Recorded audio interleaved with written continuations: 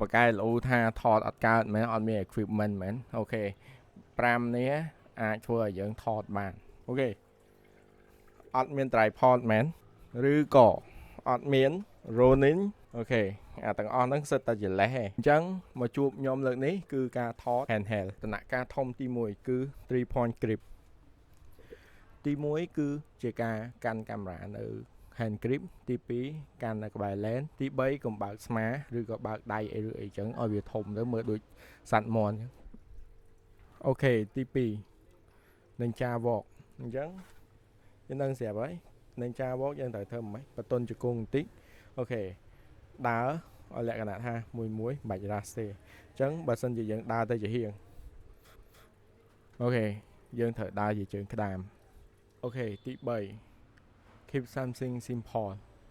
នៅពេលដែលយើងថតអូខេ pan ធៀលនិយាយទៅយើងប្រើ handheld យើងអាចឡើងលើចុះក្រោមបាននិយាយទៅយើងអត់អាចត្រូវ pan ឲ្យដូច tripod អីអត់ទេប៉ុន្តែវាជា helpful មួយដែលជាកលឹះដែលយើងសម្រាប់ថតទី2យើងអាច post in post out បានដោយគ្រាន់តែអូខេការចេញហើយចូលទៅ that's it អូខេទី4គឺ high frame rate មិនបើយើងថត high frame rate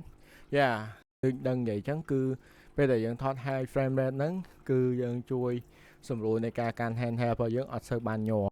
អញ្ចឹងធ្វើឲ្យ gentle shot របស់យើងហ្នឹងដំណើរការបានល្អប្រើ foreground គឺយើងអាចប្រើសំបីតែអញ្ចឹងអូខេទ្វារនិយាយទៅ everything យើងអាច move ដើម្បីអីគេជួយ shot យើងឲ្យមើលទៅវា look វា good នៅក្នុងការដែលយើងថត handheld ហ្នឹងវីដេអូរបស់ខ្ញុំសូមចប់តែប៉ុណ្្នឹង